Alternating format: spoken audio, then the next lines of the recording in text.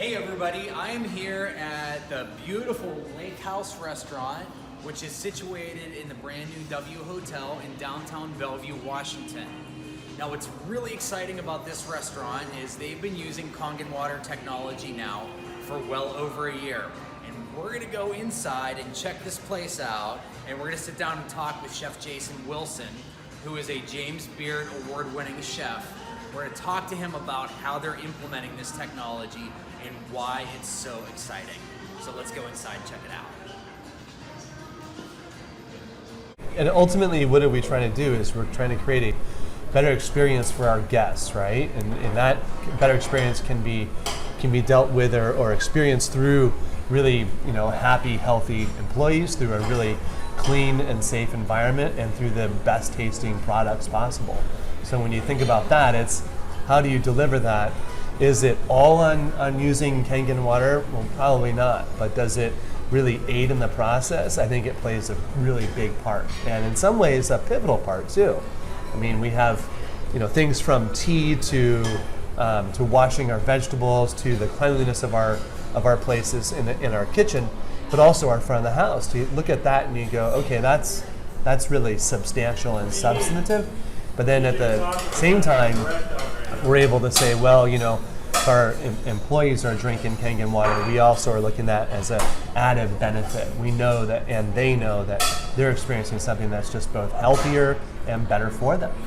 So it's a holistic way of operating a restaurant, I think, rather than what we've been kind of programmed to understand. In the kitchen, we're programmed to understand that bleach kills the bacteria on our cutting boards, and then we don't really understand why that works that way. And that's all based on a pH level, right? High acid, low acid. So if we're able to use water instead, we're never introducing this really a toxic chemical into our system or into our restaurant, and thus into the area by which we prepare great food. Which is very important, and that's something that most chefs are interested in, obviously. I think, as a chef-driven restaurateur, and I look at the chef's mindset drives the restaurants I'm a part of. I think it's important that we can produce put our best foot forward and produce our very best, and that comes with knowing the product, knowing where we source it from. So we have great relationships with farmers, and it's funny when I tell our tomato farmer from Walla Walla, Washington, I tell Amy that we're washing our tomatoes with just water. She says, well, that's all I would wash them with too. And I said, yeah, but then I explained, well, this is how I'm washing. This is the water we use. We use this 11.5 pH balanced water so that we get all of the dirt off and we create a better tasting tomato. She just looks at me like, that's incredible. And I'm like, no, that's nature. Yeah. And that's the cool part about it. It's like we keep that thread, that natural thread and approach from the farm all the way get to the table. So the Kangen water allows us to do that. It's super cool in that sense, because you have a natural approach, you can carry that through, and that taste comes through as well. That's incredible. Yeah, it's exciting. It's innovative, right? And we were talking earlier how innovation drives change, and the restaurant industry really is changing and innovating as fast and out of necessity, but almost as fast as the technology industry does. Every 6 months or so, we're trying to reinvent what we do, maybe not conceptually, but always operationally, to become more efficient and stay on top. And for me, I look at there's a simple ROI that happens when using Kangen water. If you take out some of the chemicals that we use to clean, and some of the stainless steel cleaners for our kitchens, and some of the degreasers and so forth, that's really cool on its own. But then when I'm able to show a cook or a sous chef or a chef, look at how this works. Then I'm actually doing the good work, because then this person takes it and moves it on to their next kitchen or tells other people about it. And ultimately, I don't have a glass cleaner or anything else in my kitchen. I'm just using water for that one aspect, which is super cool, because I loved more than anything else, though, telling the health department about it. And they're like, what? The reaction? The reaction Wait, is, what? It's water? It's fabulous, yeah. And I remember the first time I did it, I did it kind of offhandedly and grabbed a spoon and tasted the water, and she was like, what are you doing? And I said, I want you to put a strip Drinking in my here now. sanitizer. Yeah. And I said, put a strip in there now, put a pH strip in there. And she tested it at 2.5 or 2.5. And she looked at me kind of funny, and I said, that's water. And let me show you how this worked. So it's great to be able to pass on knowledge, because as well as we innovate, innovation ultimately is based on knowledge. That's the Absolutely. inception point for it. So It's really exciting what we're doing. Hey everybody, my name's Steve Beaumont. I am an independent representative for Enagic International, and I am here at the Lake House in Bellevue, Washington, a beautiful new farm-to-table restaurant. And Chef Jason Wilson is a James Beard award-winning chef, and he is the head chef here. And he's explaining to us that some of the different uses that they're using Kangen water for around the restaurant. So, Jason, how were you first introduced to this? What was your very first experience with this technology? My first restaurant was Crush in Seattle, and that was in 2005. About a year after we opened in 2005, a customer had me over to his house to cook, and as happens quite a bit. And he had this big white marble countertops and this machine on top. And he starts explaining to me, listen, don't use any, we don't have any soap here. And I'm like, what? And then he goes on and tells me that, these white marble countertops he has are all clean with this machine and the water that comes out. And I looked at him like he was kind of crazy. And then after the end of the night, when I cleaned up everything and it cleaned the wines that spilled on the floor and so forth, and all of these things that had happened in this dinner, all out of this water machine, I said, okay, I need to learn more. And about 6 months later, we ended up purchasing one for Crush.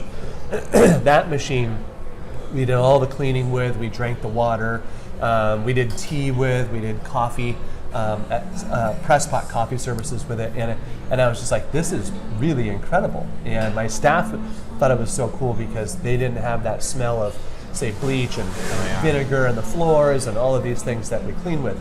So I think now it's been over 10 years, and I'm kind of smitten with it, I guess, or a true believer, put it that way.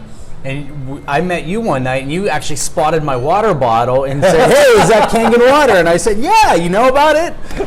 Yeah, that's right. And I think people that walk around with that water bottle, it's like, you know, right? Those ones that know. Yeah, for me, I've always believed in the science behind things. As much as cooking and being a chef can be, a feeling and emotion sometimes, I always try to balance it with science. And so when I learned about Kangen water, I grabbed onto it wholeheartedly. And I, honestly, in the beginning, you kind of think about like, can water just do that? Right. I mean, it's contradictory to all the things that we learn. Yet, when you experience it, and, so you drink it or you taste it and you watch what happens when you clean with it, it happens right there in front of you. And so it's easy to adopt. It's irrefutable. Right. And I remember to this day your reaction when I first showed you the 11.5 in the sesame oil emulsifying, and you took one of your kitchen towels and dipped it in the 11.5 and took it to one of your grease hoods and just wiped it along the hood, and your reaction to that was priceless when you saw what came off of those hoods. So I think that my second restaurant is Miller's Guild in downtown Seattle, and that's a wood-fired restaurant, right? And I think what I'm remembering was that we had taken that towel along the hood, and then I took it just like a moment later and ran it inside the grill, and that grill gets really greasy, really dirty, lots of smoke, and it came out pristine. And I'm like, wait a minute. So for me, I knew how good it was, but it was so cool to be able to show my team and go, look, this is real. This really does work. It's authentic. And that's what we're talking about today, is we're talking about breaking the mold of, we don't always have to keep doing what's always been done. We don't just have to keep using sanitizers, chemical degreasers, and all these harmful products in the kitchen just because it's what we've always done. We need to keep moving forward, and we need to keep innovating. You think about that, and And or you think about what you said, right? Which is innovating and what we've always done, and maybe doing things that are contradictory to that. If that was the case, then would we ever be anywhere close to using these things? Right. If that were the case, would we have electric cars, and just goes on and on. Why stop there, and why is it that we wouldn't want to? My question is, why is it we wouldn't want to adopt something like that in the restaurant? In the restaurant kitchen, we're always looking at how to become more efficient. And I look at it like if I had one machine to do my degreaser, my sanitizer, and then drinking water for my kitchen staff, and just stopped right there, that would be, let alone, a good investment. But then I'm going to add on the ability to wash vegetables. So if you think about this idea of washing vegetables, we put a vegetable that comes out of a field and gets stocked and stored in a warehouse on the floors, essentially, in a cold warehouse, and then we put just plain old water on it, and that's supposed to get all of this stuff off. And what I think we haven't seen or we don't know is that process and the things that happen along the way, the chain of events that leads to that. So if we look at how to make even that product better, there again is a innovation, and there again is reason to change. And it's ultimately about the operator. Do we ask ourselves, how good can we be? But for me, I think this is a no-brainer. What do you think this brings to the table in terms of quality of product that you're serving to your guests? Well, the quality of product is one of it has to start with a product itself. But if we're able to deliver, let's say, a cleaner product, a product that we know has been taken care of, then we have that confidence level in the product. But if we're able to deliver something that actually tastes better, isn't masked by anything that happened along the way, and even consider buying organic. There are still going to be organic things that happen to it along its way. For me, I think that's just putting your best foot forward as an operator, knowing that you've given every step along the way to ensure that your products are the best, and then delivering that to the guest. So product safety and quality, and then again, the shelf life that goes along with this is increased, and then taste. So there's great reasons behind, I think anyways, behind using the water. That's a great point you bring up about shelf life, and they've done studies where they've shown that when you wash produce properly using the 11.5, the strong alkaline water, that it can increase the shelf life up to 14 days longer, which is huge for you because you don't have so much product waste. Yeah, the idea of what we do really is that restaurants are ultimately retailing food and beverage. So when we purchase food to change it in some sort of fashion or to prepare to sell it, it sits on our shelf for, maybe it's a day, maybe it's a couple of hours, maybe it's a couple of days. And any sort of change in that product, whether that it goes bad, affects our ability to resell it. So if we look at just black and white, we want a longer shelf life and a brighter, more beautiful product. And this really is in reference to vegetables.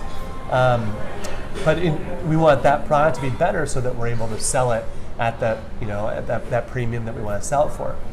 If we then start thinking about things like fish and poultry and meat, so many restaurants nowadays are doing the poke craze, right? Mm-hmm. So, I hate to break it down to the nitty gritty, but if I'm taking ahi that's been frozen at sea, caught wild, frozen at sea, butchered someplace that I'm not sure, and then brought into my kitchen, I have that other level of security just knowing that my cook is dipping it in that 2.5 solution, taking all of the bacteria out of it, and then going ahead and starting to cut it. He or she is also washed off the cutting board that same way. I wouldn't do that if I was using a bleach solution or any sort of other chemical-based solution, because it's going to taste like that solution. So your poke just went sideways. So then that really is expressive of any sort of thing you're doing with proteins. Yeah, the what you're referring to is actually hypochlorous acid, which is what's produced by the machine. It's an FDA-approved sanitizer, and it's actually more than twice as effective at killing bacteria than bleach is. But yet you can drink it. You could, like you said, prepare your food with it. You can dip your ahi tuna in it and then eat it raw. And imagine if you did that with your bleach. It wouldn't taste very good, and you probably wouldn't feel very good after eating it, and you would not be coming back to the lake house for another meal. And I think about what is trendy right now, and you think about where food is moving and in what direction. And there is this level of naturalism that's become important. There's definitely a level of connectivity to our products. People want to know that, there's a source for it, know about that source. And I think taking a more natural approach to how we treat our fruits, vegetables, and proteins is just a natural progression along the way to becoming either a better restaurant or the way that food is heading as well. And obviously in Seattle, the Pacific Northwest, we're very big on green everything. We want chemical free, we want to be good to the environment, and that's what you're doing, is you're removing the chemical products that are coming into contact with our food prep areas, and obviously contributing to the environment by not having that go back into the ecosystems or into the food. Yeah, I mean, the big question is, in that realm, the big question for me is, can I make a difference? And, I think I mentioned earlier that the best way we make a difference as chefs is how we teach.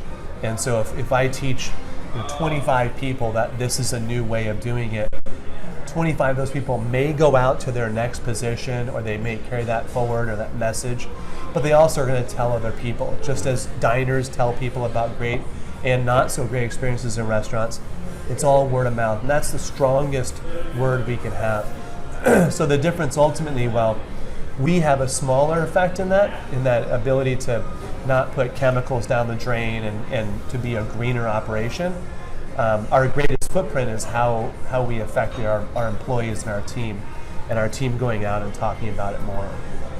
That's very powerful. It is. And in a few minutes, we're actually going to go in the back and we're going to check out this technology and show you how it works and how it's used. But Chef Jason, is there if you were to say one thing to restaurateurs or fellow chefs out there regarding this, what would it be? It's adoption. So I think that the important thing is for people to open their minds to it and open their eyes to it enough to be able to take that first step. The greatest thing about having say adopting something new is developing that new habit. So when we think about that new habit is, get yourself in there, try it learn it enough to have a little confidence, and then continue with it for 2 to 3 weeks, and just watch how you adapt that into a new habit, and then how you start to spread that word a little bit more within your team. That innately will develop that confidence to do this on a daily basis. And that kind of mantra really, it almost flights for any sort of new thing you're doing, but with Kangen water in particular, you're going against all those things that people have told you how to do. Yet science shows you that this actually works. And then you can see it for yourself as you adopt it. So I encourage people, adopt it, look into it, and then use it so you can really see the difference yourself. And it becomes powerful. And eventually you think to yourself, do you want to innovate, or do you want to just kind of wait until someone else does? I look at it like there's no better time to seize that moment and do something that will actually make a difference and be part of that. Yeah, and you're paving the way for future restaurateurs and chefs to really get on board with this, but you're setting a precedent of, hey, this is how we're doing things here. We're innovating, we're doing things differently than everyone else does, and that's, I'm sure, part of why you're so successful here at the Lake House. That's part of what we do. That's part of what we do. If you're wondering, this is the Lake House in Bellevue, Washington. We are located in the beautiful W Hotel, brand new. You just opened last June? Yep, correct? A year ago. And farm to table, everything's fresh, phenomenal menu, changes every single day. And we'd love to have you come visit. And we're gonna go in the back in a few minutes and just show you how this all works. Okay, so now we're in the back and we're just going to show you how this technology works. Right here we have the Enagic Level X Super 501, and this actually produces 7 different pH levels of water that have all kinds of uses, many of which Chef Jason talked to us about earlier. And one of them that we're going to show you right now, if I press this button here, what's actually being produced by this device is this top hose here is making hypochlorous acid, which is 2.5 pH electrolyzed water. Now this is actually twice as effective as most bleaches in terms of disinfecting, sanitizing, and use it to disinfect and clean anything around the kitchen, cutting boards, knives, you name it. Now what's being produced out the bottom here is a strong alkaline water that actually has some very unique properties to it, which we're going to show you here in just a moment. Now I press the stop button and it stops making it. Now here we have the sanitizer that will actually pass a health inspection. And as I mentioned before, it's twice as effective as bleaches at killing bacteria. This water, this high pH water that we have here, is fascinating stuff because this is what Chef Jason and the staff at the lake house are using to clean their floors, their grease traps, their hoods, but a lot of other uses for it as well. And one thing I'm going to show you is, this is some sesame oil that I have here, and we already know that water and oil What, Jason? They do not mix. They do not mix. So what we're going to do is we're going to take this sesame oil here, and we're going to show you the tap water and that sesame oil simply do not mix. But this is some of this high pH water that we just produced from this Enagic technology right here.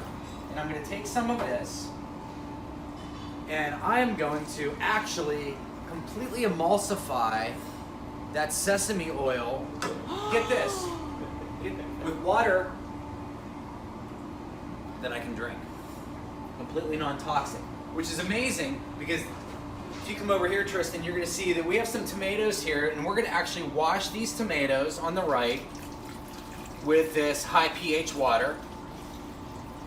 And then tap water for the other one. Chef Jason's going to help us here. Your assistant, Chef Jason. Yeah, I'm fine with donning that hat. He's the sous chef today.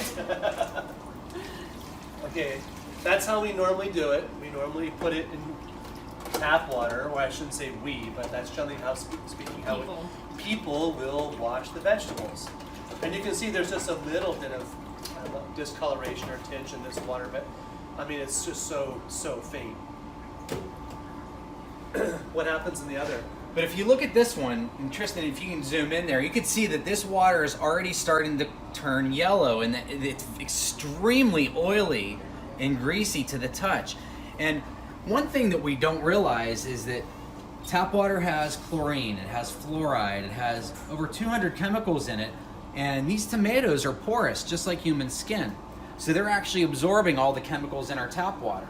So if you're buying good organic produce, and it's coming into contact with tap water, you are still putting all of these chemicals into your produce. You know what I've always enjoyed about this too, is that you can see a color difference in the tomatoes, just in the ones that are coming out of the water. So you can almost choose any one of these, you'll see a difference, but then you can also feel a difference. There's an actual redness that's increased in this tomato. What you've done is you've taken off any of this, gosh, it's so waxy strange. residue? Yeah, there's this, well, the residue, there's sprays essentially that go onto this to prevent that porousness from absorbing things in the environment and then, you know, decomposing or ripening the tomato faster than it wants to be on the shelf. So if you look at that, it's dramatic, the difference. And we can even pour some of that out to give our viewers a better view. So there's our relatively clean tap water, and then we have our, where do you see this? I mean, woo! Does anybody want to take a sip of that? I don't. So there's the difference. Look at that. Well, this looks like a sample of the doctor's. And that's kind of the scary part, is that we're It looks like ingesting urine. that when we eat these tomatoes. And I mean, that goes to any of their vegetables. Tomatoes being porous are a real simple way of doing it. We've done it with cherries. Being in Washington State, we use about a ton of these a year. Cherries, that is. And we've done with cherries with the same result, the liquid being a little bit darker. But same deal because cherries are porous as well. And a lot of times you don't see the chemicals that are on there as well. For example, apples. We're in Washington State, the home of apples, and they put wax on apples. Cucumbers have a waxy film on them that you can't always see, but you can certainly feel. And this has the ability to remove that because, as you see, this sesame oil that we mixed with the water, the tap water, has completely separated. And here we are several minutes later, and that has not separated. It is still completely emulsified. So the ability to clean the back of the house and even the front of the house of your restaurant is phenomenal compared to even in terms of results that you would have with many chemical products. We found that the high alkaline water has the ability to even outperform the chemical degreasers. Yeah.